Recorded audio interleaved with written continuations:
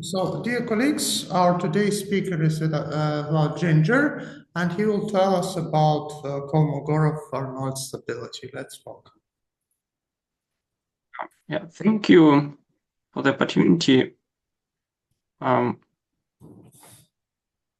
So, do you see my screen? Yes, we do. Oh, okay. So let's begin. Yes, I will talk about Kolmogorov-Arnold stability. So this talk is based on my work with Michael Hartley Friedman. Oh, you are writing with Friedman. You are so with famous Friedman. Oh, This particular work was was written together with Friedman. Yes. wonderful. Yes. Yeah. So he wrote me with questions based on my bachelor diploma, and which was connected with all this theme. So, and he suggested to work together on this subject. And so here I'll present the results we obtained, and we'll discuss the proof. So it's quite interesting. So it first of all, little history. So all started on the 13th Hilbert problem. So this problem concerns the structure of expressions of local motions of roots of some coefficients. So we know that quadratic equations have such solutions, and it was known how to reduce the equations of the higher degree to the lower degrees. Yeah, and the problem was to solve the equation of the 7th degree, and there was only 3 parameters. So it was equation like x in the power of 7 plus a and x to the power of 4, 3 to 1, and some plus 1 at the end. So there were only 3 parameters, and it was interesting how to express the equation. So I maybe try to write here a little. So we had such expression,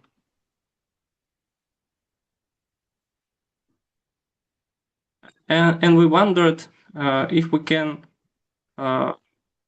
derive x0, which is the root of this equation, and which is the function of 3 variables ABC. So if it could be expressed as the superposition of functions of 2 variables.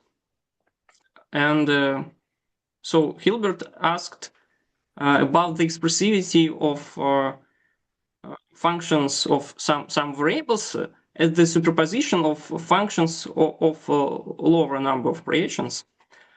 And so in modern language, we will say that it is the expressivity of neural networks. And so Hilbert allowed continuous functions, not some smooth functions, and so that's why it opened the door for Kolmogorov and Arnold.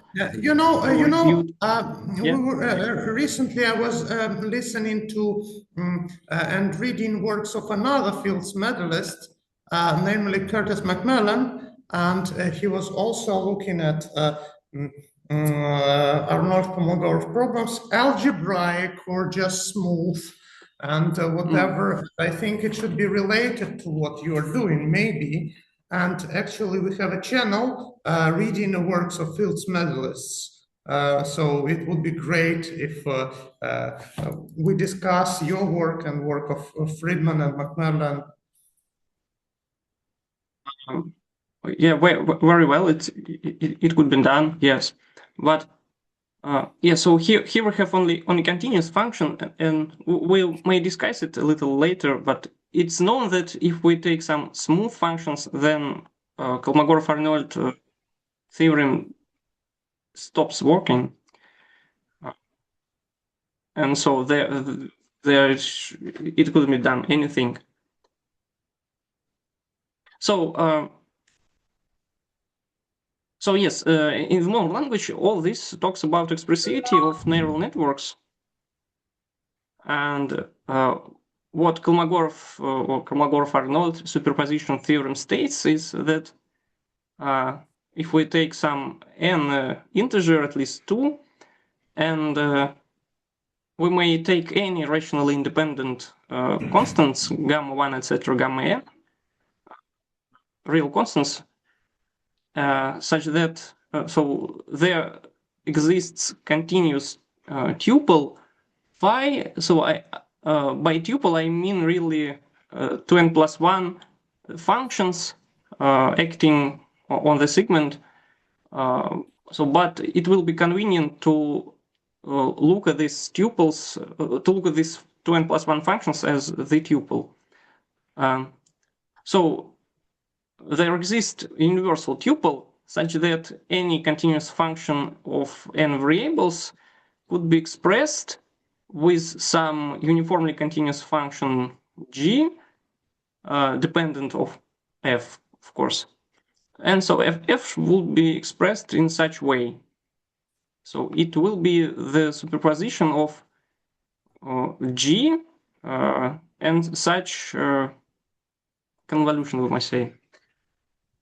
So really, Gilbert asked if the functions of, for example, 3 variables can be expressed as the superposition of functions of 2 variables. Yeah, but it turns out that if f is a function of just n variables, then it could be expressed as the proposition of functions of 1 variable and addition, and we must say multiplication.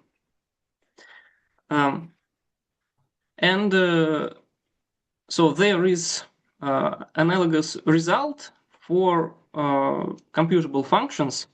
I don't want to give the definition of computable functions. So roughly speaking, the functions which can be computed on the computer. And so the analogous result states that the class of functions of n variables implementable by 3-layer feedforward net, so NNs, with all computable activation functions, computable weights, etc. So this class of functions is exactly class of all computable functions.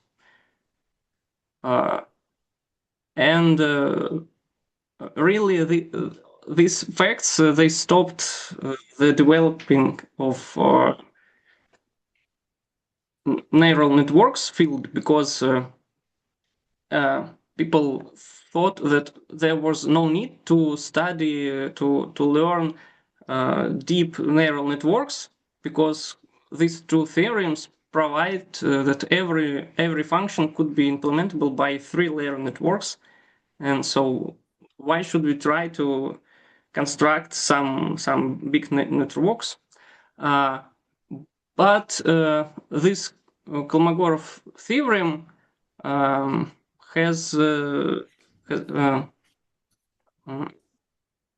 non-constructive proof, and really it was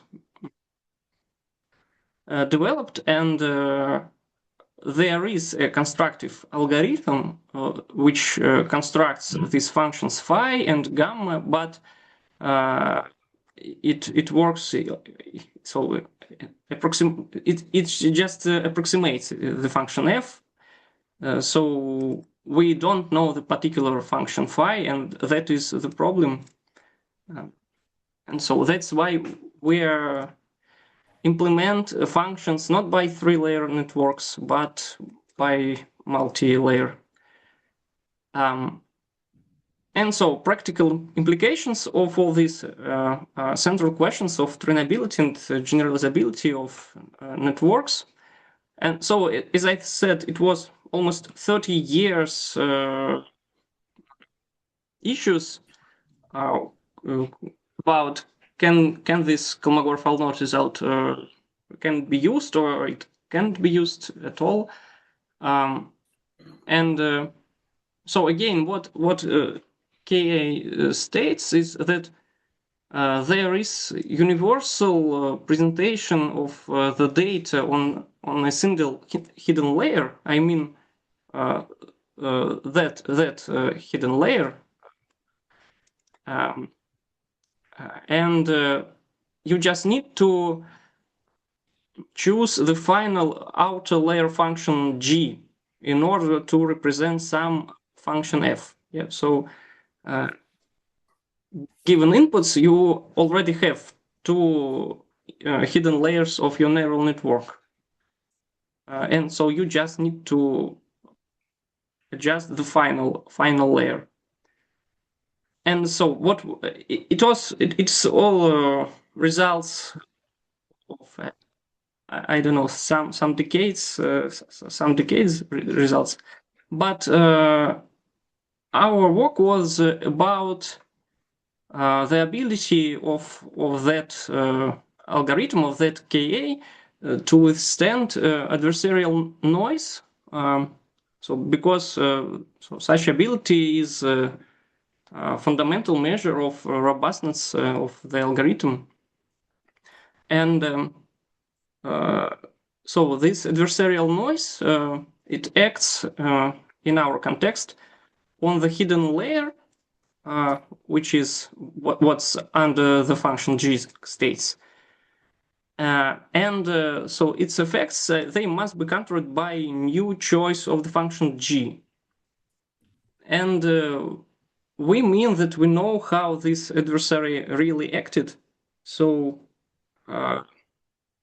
it's not like the classical, I don't know, coding theory where we don't know the outer adversaries.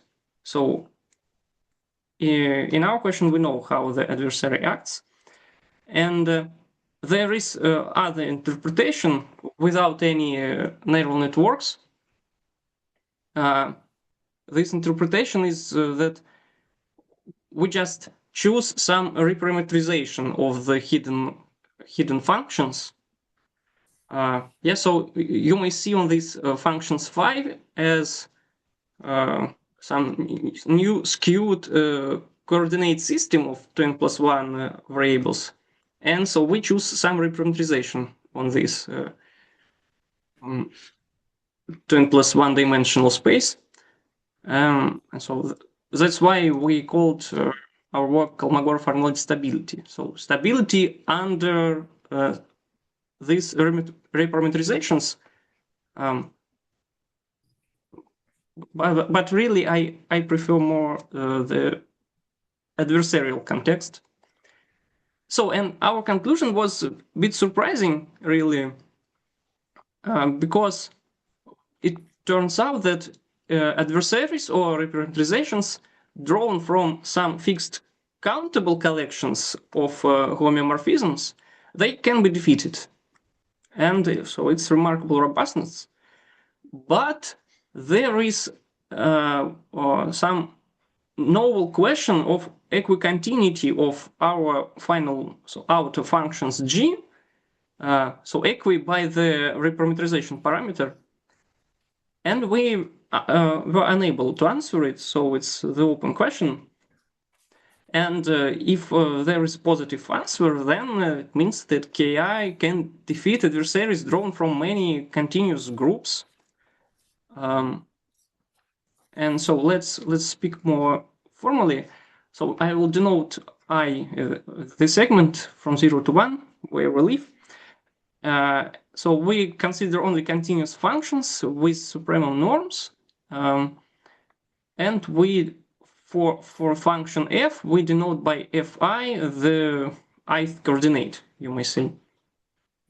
And so, as I already said, the functions acting from I to n+1 dimensional cube, we will call tuples, since they are really tuples of 2n+1 functions. And for such functions, we consider the maximum norm. So for fixed constants gamma 1, etc., gamma n, for tuple phi, and function G and homeomorphism H, which is our adversary or our reparameterization, as you wish. So for all this fixed, we define the approximator. I will write approx GH, which is defined on n-dimensional cube by such sum.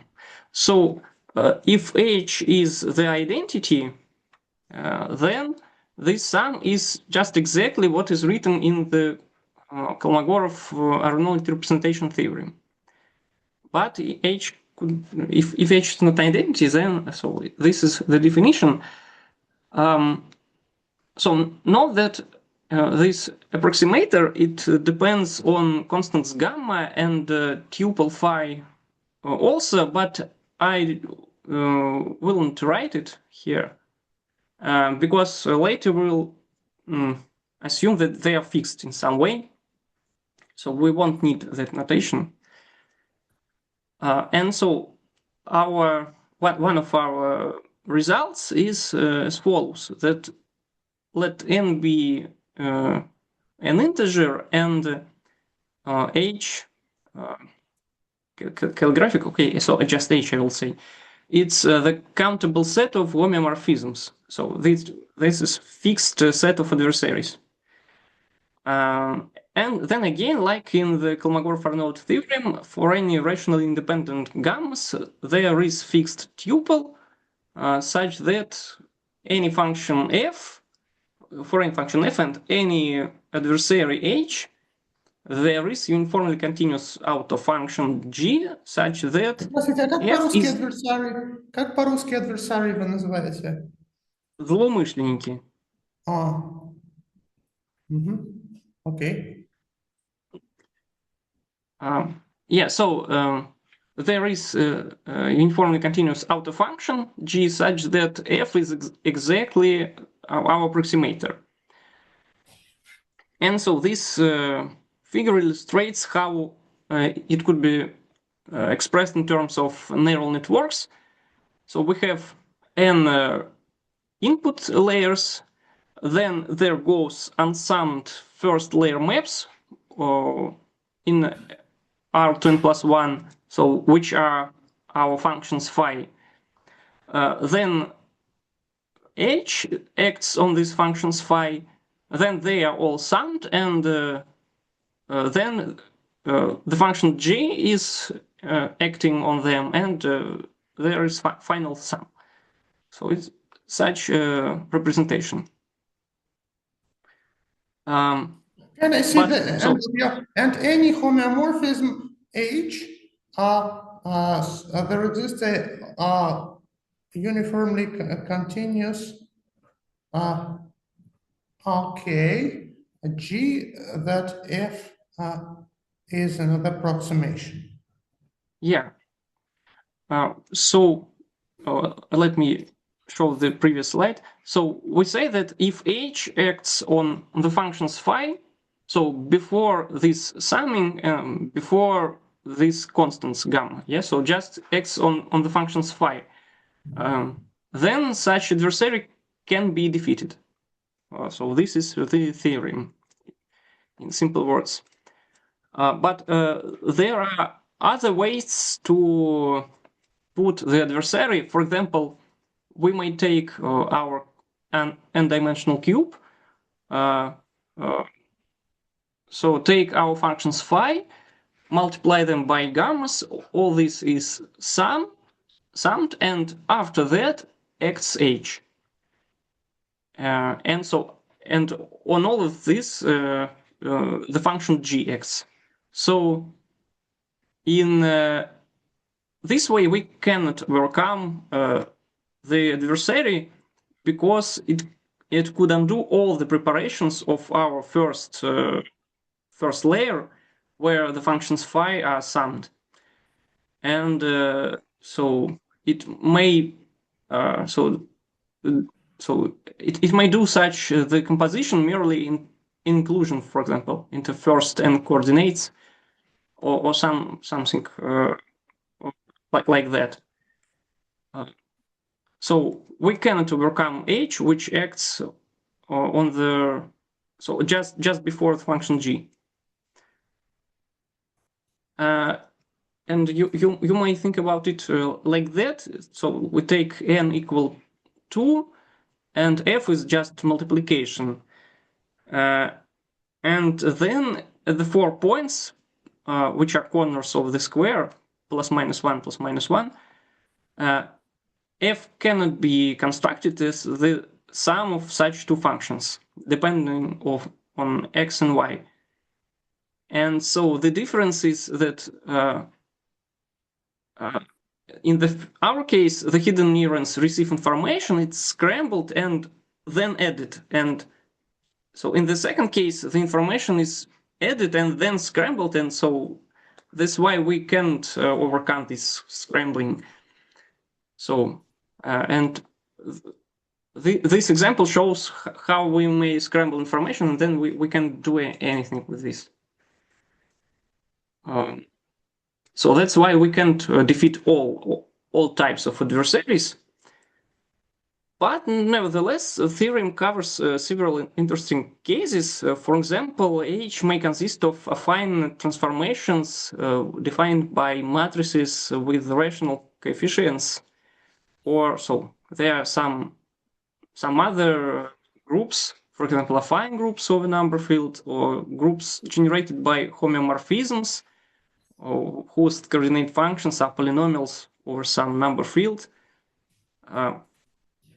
So there are many interesting groups, nonetheless. And to appreciate the theorem, let's consider just the affine transforms. So, and since they should be countable, let's take, for example, affine transforms defined by rational matrices and rational vectors.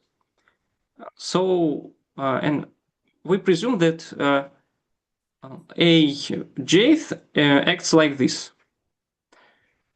And then, so it's easy to check that approximator of G and A could be expressed in the following way. So there will be just the sum of our phi's with gammas, and after that will be some constant, some tail of the sum of gammas and these vectors AI. So you may say that affine adversaries commute up to a translation with the extension from one variable to all n variables. So what I mean is, if we take phi I, so ith coordinate of our tuple, and firstly act by affine transform, and then make the extension to all coordinates, then we'll obtain such sums. And if we firstly consider the extension, so from phi to our two coordinates, and then act by A, then we'll obtain such term, and you may see they differ by some constant. Yeah, so why is this all interesting? Because we obtain that we may overcome affine adversaries acting on all input neurons at once. Yeah, so we just discussed that for arbitrary adversaries it doesn't hold, but for affine adversaries it works. So this is interesting to consider, and there is another way to where to put the adversary H. So it may act before the summation, but after the multiplication.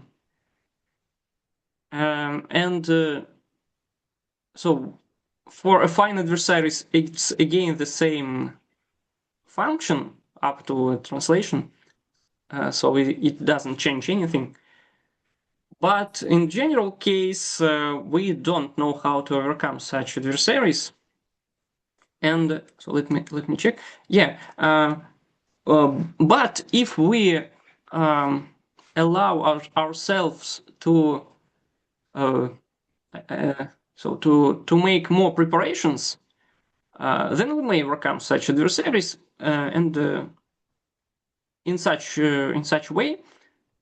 So we fix n, fix the countable set of adversaries h, and we may construct fixed tuples, so n tuples of from I to n plus 1 dimensional cube. So n tuples, such that for any f and any n homeomorphisms from H, there is a uniformly continuous outer function G, such that f is representable as such superposition. So what changed? We allowed ourselves to construct different phi's for different variable. And so this solves the problem. If we allow much more phi's, then we may overcome such adversaries H acting before the multiplication, and so we even don't need constants gamma here, and sorry, we may even make these functions H to be different. So we may take n different adversaries. And so we'll discuss it also at the end, that we may vary our limitations and obtain some other results here.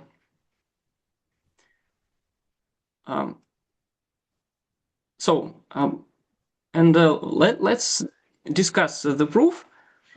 Really, we thought that it will be just the generalization of the proof of Kolmogorov Arnold, and everything will be okay with this. But it turns out that there is some equicontinuity of outer function G, and that's why we can't overcome some continuous groups of adversaries.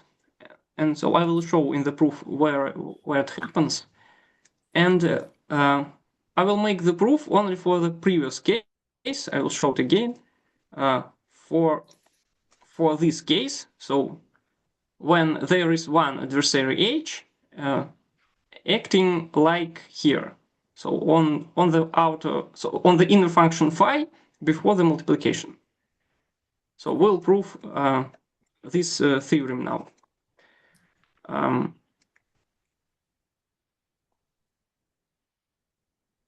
And so the proof is based on some classical expositions, and we will also use bare category argument, which was due to Kehan. Shapiro, excuse me, is it Boris Shapiro, Mikhail Shapiro? So which Shapiro?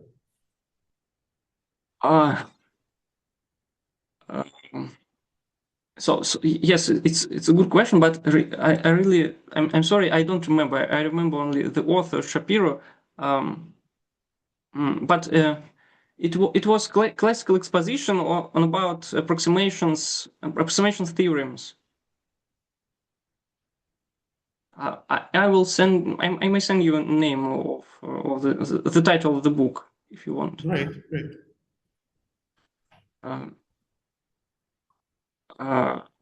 So we'll so we may take rationally independent constants. So gamma 1 to be, so gamma 1 is 1, and other is square roots of prime numbers, pairwise distinct prime numbers. And so we presume that these constants gamma are fixed in this way. And so the proof uses bare category theorem. So and it is based on the Kolmogorov idea, which is used in this lemma. So we take some alpha from 0 to, so small enough alpha, like this, and we take any function f, which is normed, and any homomorphism h, and by UFH, we define the set of tuples phi such that for them there exists a uniformly continuous function g, which is dependent on fh and of course on phi, such that the norm of this function g is small enough, and the approximator with this function g has the error of such kind. So at most alpha plus n by n plus 1. So, and lemma states that such set of tuples is open dense in the set of all tuples. I recall you by the norm, maximum norm over all coordinates, and for one coordinate there is supremum norm. Yeah, okay. And the fact that this set is open, it's pretty clear, I think. So we have just a strict inequality here, and that's why we may shift a little our function phi, and this approximation won't stop working, so everything will be okay. So the open argument here is pretty simple. So we'll prove the denseness of this set. And for simplicity, let's take n equals 2, and gamma 1 is 1, gamma 2 is square root of 2. So the general case differs only by the choice of constants.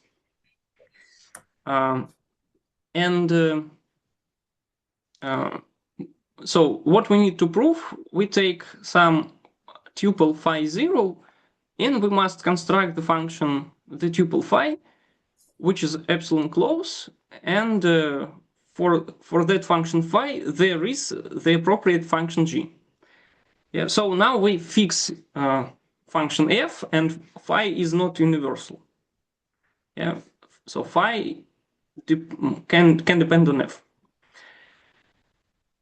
So we take n, it's large enough positive integer, and so we will consider red intervals of rank I. So their union is so such union. So I think I'll better write it here. So we have closed intervals of length 4 by n, or maybe short intervals near the boundaries. So, for example, if I is 1, then we need to split our segment to the segments of the length 1/n, yeah, and then we're deleting intervals from 1/n to 2/n. Yeah, so we delete that interval, and then we take only intervals of length 4/n. So we take such interval, and then we delete this interval, and so on. So I think it's clear. It's for I equals 1, and for red intervals of another rank, we just shifted by 1/n. Okay. And so here is really pretty simple argument, but so it was the idea of Kolmogorov, and in all proofs of this theorem, so in all their development and better choice of constants, this idea of Kolmogorov so is still used. So Okay, and with such fixed intervals, we will specify phi indirectly by giving the following conditions on the function phi h, which is the composition of h and phi. So you may think about it as we had our 2n plus 1 dimensional space, and then h acts, and in that space the coordinates are skewed somehow. Yeah, so if h is the affine transform, then they're really skewed. But h could be just some homomorphism, but you still may think of it like that. And so we will work in these skewed coordinates. And so we give 4 conditions. The first is that phi h has range in the image of the 5-dimensional cube, which is pretty obvious. The second is that phi h is close enough to phi 0 h. So obviously it can be done also. And the second, so there are the 2 conditions, they are crucial for the proof. So we say that phi h g's, so jth coordinate of phi h, it is firstly constant, and the second, it's a rational number. Okay, and it's rational number, and moreover, it's the point D. J's and jth prime coordinate functions, they assume distance values on all red intervals. So regardless of whether j is j prime or isn't. So we have many red intervals here, and 5 ranks, and so on each interval and each rank has its rational number, and they are all pairwise different. So that is how we define the functions phi h.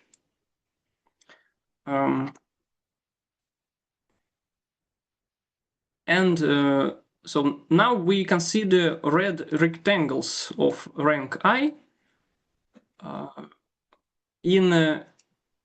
So in the general argument, they will be red n.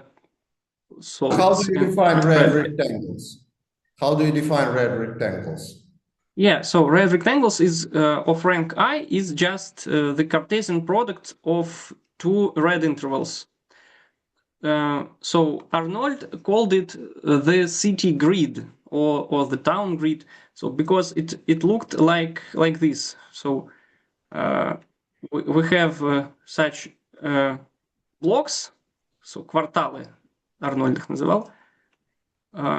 We had such blocks of the length 4 by n, so their sides, and between there are streets of the wide 1 by n, 1nth. And this is for some I, for example, I equal, I think it's for I equal 5, I wrote. And for different rank, all this grid is shifted in that direction, so there will be such blocks. So all is shifted by 1nth to the right and to the up, to the upper direction. So we have such 5 different grids, which are differ by translation to such vector 1nth, 1nth. You may think about it like that. So, and what was the Kolmogorov's idea? So it's easy to prove really that any x from our segment lies in red intervals of at least 4 different ranks. Okay, so because these intervals are of the length 4 by n, and so you may shift. You may choose some good interval and then shift it in 4 directions, so at least 4. And that's why any point from the square lies in red rectangles of at least 3 different ranks.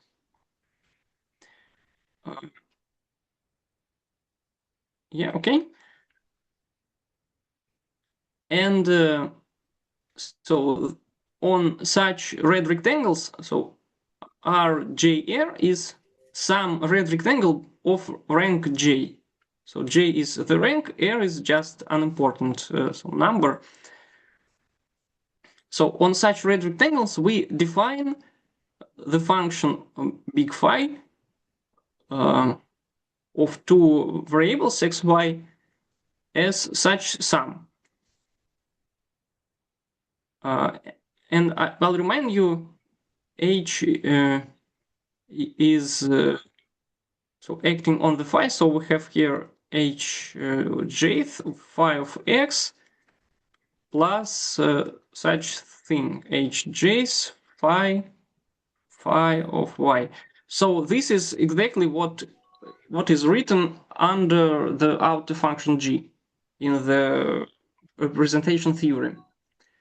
So this is exactly that thing. And since functions phi assume different rational values on red intervals, then these functions phi will assume also constant values on red rectangles, which we will simply denote as such thing. So they are dependent only on J and R.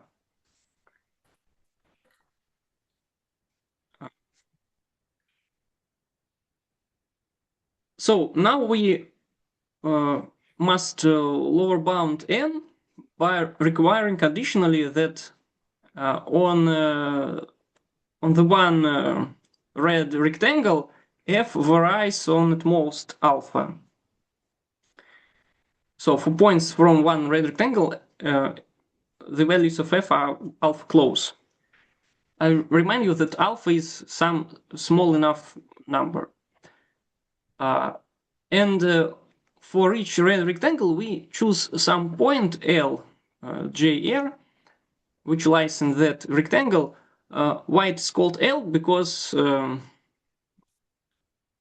originally we took the leftmost point, leftmost downmost point of the red rectangle, but it doesn't matter really.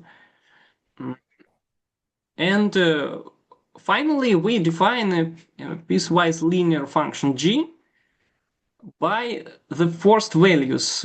So we take red rectangle, j rth, we see what value the function phi obtains on such red rectangle, and on that value we define g to be the 1/3 of the value f in that point of that red rectangle. And so this definition makes sense since all these values are different. Yeah, because we took rationally independent numbers. I remind you that f was of the norm 1, then g in these values is at most 1/3, and obviously it's possible to extend piecewise linearly the function g from its forced values to ensure that its norm is at least 1/3. Oh, sorry, at most 1/3. Yeah. Never mind, please. Okay. So no, any questions? No.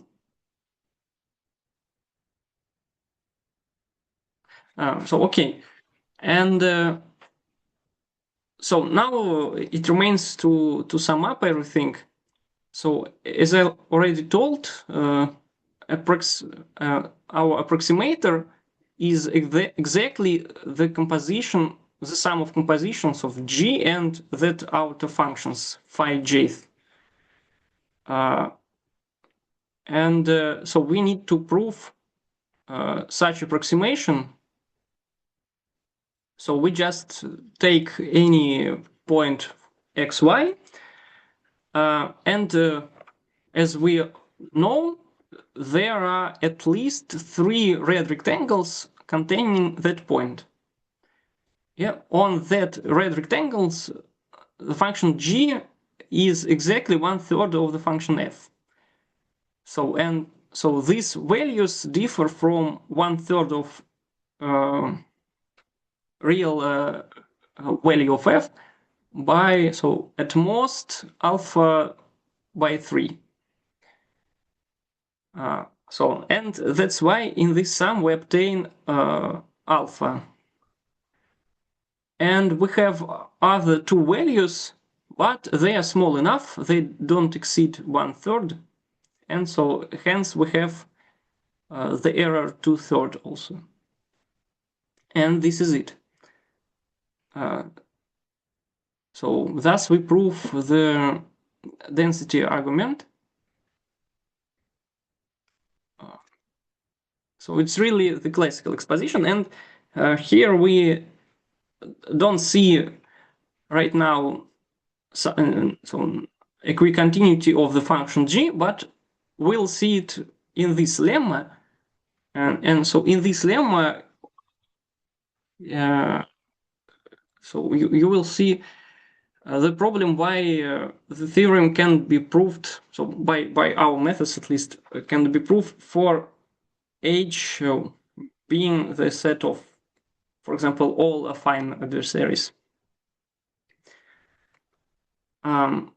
So the lemma is as follows. We take some fixed n, and lambda is number so less than 1, but not so small. And H is the countable set of adversaries. And the lemma states that there exists fixed tuple phi, such that given any function f and any homomorphism h from this countable collection, there exists outer function g, uniformly continuous, which norm is small enough, and such that approximates f with the error lambda norm f. So we'll assume that f is normed and take infinite sequence of functions, all normed and dense in the unit sphere. So the idea is to apply Bayer category theorem. So we choose alpha, which is positive because we choose lambda such, yeah, but alpha is small enough.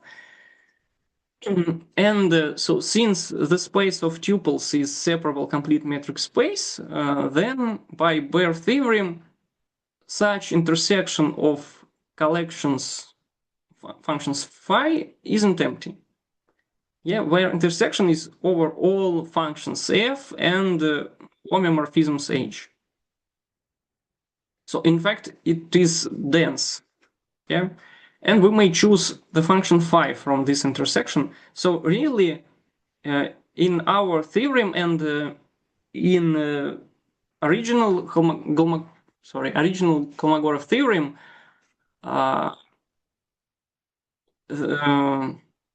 theorem claims that not that there is some universal function phi, but that the set of such appropriate functions phi is dense. So we choose some phi from that non-empty intersection, and for this phi we choose the appropriate maps G. So now we need to choose any function f and any h from our collection of homomorphisms. and we need to construct the appropriate function g. So, and it's easy. Yeah, we choose fp close enough to f, and then choose g for that fp, sorry. So by trivial triangle inequality, we obtain that this function g satisfies the requirements of the lemma. And so this is it, the lemma proved. And so we believed that in this argument, H also can be taken from any collection of homeomorphisms. Yeah, so we thought that we may take a countable but dense collection of HQ, pick HQ close enough to some our adversary H, yeah, and then apply the triangle inequality. But the problem is here that G isn't equicontinuous on the adversary HQ. And so when we choose an as adversary, we need to reconstruct the function G. But we can't reconstruct because we already fixed G. So that was the problem, the crucial problem, why we can't overcome so continuous groups of adversaries. So we will conclude the proof. Really, this argument is just classical. We just fuel the nonlinear recursion with fixed function phi. And this is it. So we choose the approximation G0 just 0, and then G m plus 1 is obtained by applying our approximation lemma to our fixed function phi and the difference, so to the error of the first m approximations. And so it's easy to check that the norm of approximations lowers geometrically, and the norm of these functions g also lowers, and all these series converge uniformly to some function. So our functions gm converge to some function g, and their approximations converge to that approximation, and its norm is exactly 0, so the theorem is proved. So again, it looks like the classical proof of Kolmogorov theorem, but you need to work in these skewed coordinates with the adversary H.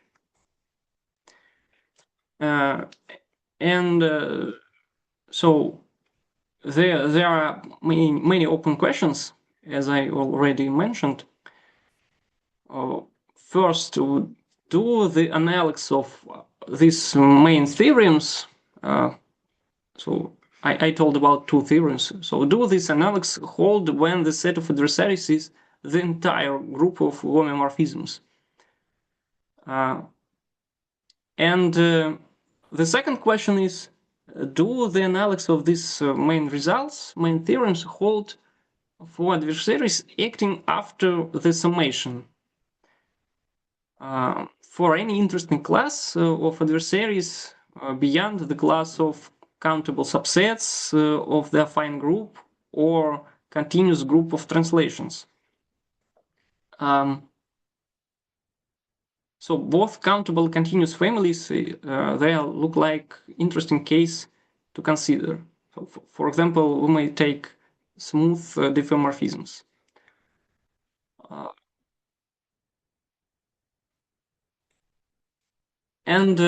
So where is the problem with equicontinuity? Why it happens? So all proofs of Kolmogorov-Arnold theorem, which use the Baire category theorem and ours proof author, so they easily pass from countable dense collection of f of functions for which our function phi exists appropriate one, and all proofs easy work with taking a limit on this collection of f. And it was a surprise for us that we can similarly take a limit to pass from countable dense collection of adversaries to its closure. Yeah, and so I already said it. So what works wrong? That the functions g at the fourth values, so they bounce within a fixed interval between -1/3 and 1/3, and if such large transitions occur at nearer and nearer forced values, then the Lipschitz constant of g will diverge. And so as the adversary h varies, so we are like moving closer to our fixed h, the forced values may cross each other, and so these functions j are not necessarily equicontinuous, and that's why we can't construct the function g for our bad adversary h. So that is the problem, really. And so it's really interesting to consider on R5, so simply Euclidean translations. So translations to vectors in R5. So it's also allowed group of adversaries. Yeah, and it's easy to see that if somebody translates any given coordinate axis, then the forced values won't cross, and trivially the adversary can be defeated if we are allowed to have 5 independent outer functions, one for each hidden layer neuron. Yeah, and really this argument works if we have any adversary h acting on the whole inner layer after the summation and multiplication. So just because adversary acts somehow, yeah, and then the function g,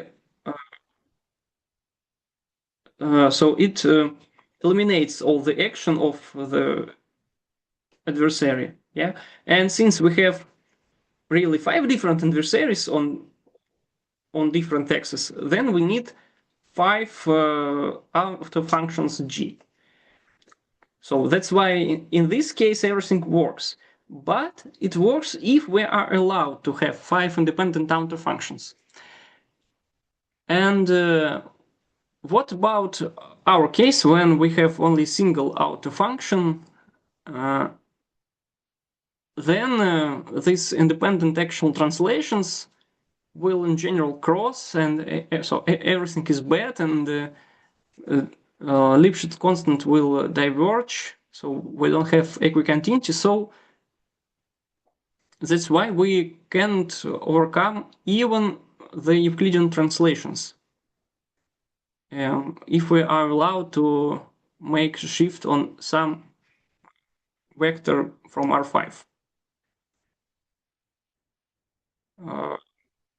So as it was already discussed, for these translations, it makes no difference whether this action occurs before or after the summation. So that's why this simple case is interesting to consider. So we don't know how to do it.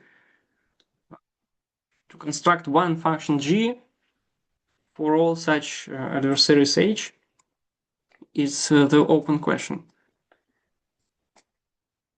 Yeah, and really there is another open question. It isn't written in my presentation, but as we know, the analog of Kolmogorov-Arnold theorem works for computable functions. And if we are speaking about practical implementations, then it's interesting to obtain the analog of these results not for continuous function, but for computable functions. And so we think that it may work, but the proof will be quite more technical, because that proof for computable functions, it uses the constructive proof of Kolmogorov-Arnold and Arnold theorem, and it is the technical proof. So it was originally proved in, I don't know, in 90s, and then after about 10 years there was a mistake found, so, and it was fixed, but so the proof is technical, and we didn't look at it yet. So I think that's it. So it's all I wanted to ask, to tell you. Really, I made it in 1 hour, I think. Yes, maybe you can give some summary of what you have done. So what was the initial intent and what is done, and so the talk is wonderful, really. Yeah, thank you. Yeah, I will show you the previous slides. So it was known that, let me speak in terms of neural networks. So it was known that every neural networks is implementable as a 3-layer neural network, and the first layer is some tuple phi, which can be constructed, but we don't know it. The second layer is just the summation of these functions phi and multiplication by the constants. Yeah, and only the third layer, outer layer G, is varies for different function safe, which we are implementing. And so it was Michael Friedman's idea to check the robustness of these implementations. And how we'll check the robustness? By seeing how these functions G can be fixed when there is some adversary or some reparameterization of the hidden layer.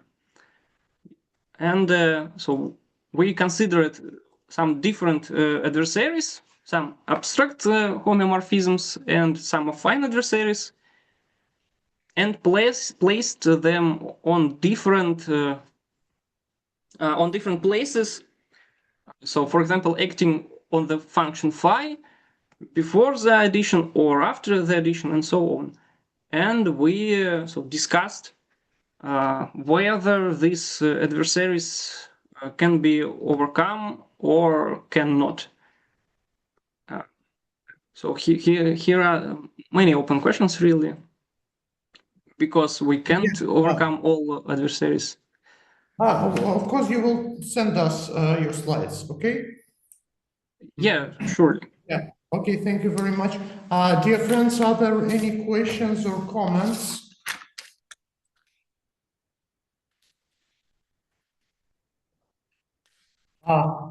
Maybe remarks?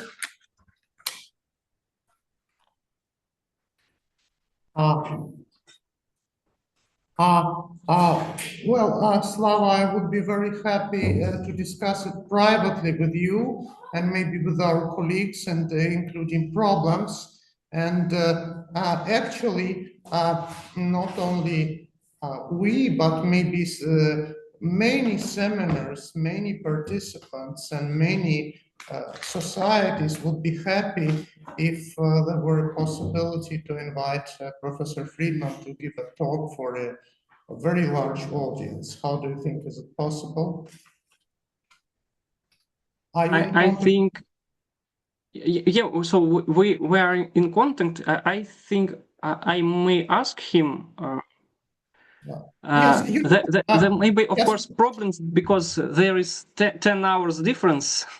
Yes, you know, we have 3 seminars actually, Yeah. and once I was inviting Bo and Jones as for Fields medalists, and also, we have various seminars, and let's first talk to you, and we will find some time with you and discuss these problems, because I'm very interested in both Kolmogorov, Arnold, and continuous and algebraic, and the work by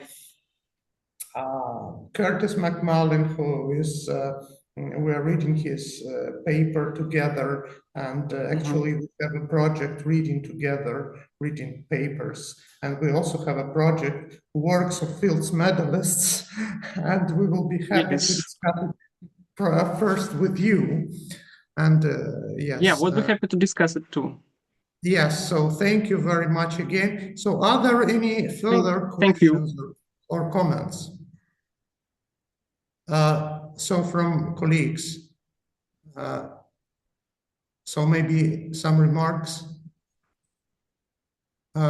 So okay, we will be happy to talk to you separately. So thank you very much. Yeah, so let's keep in touch. Sure.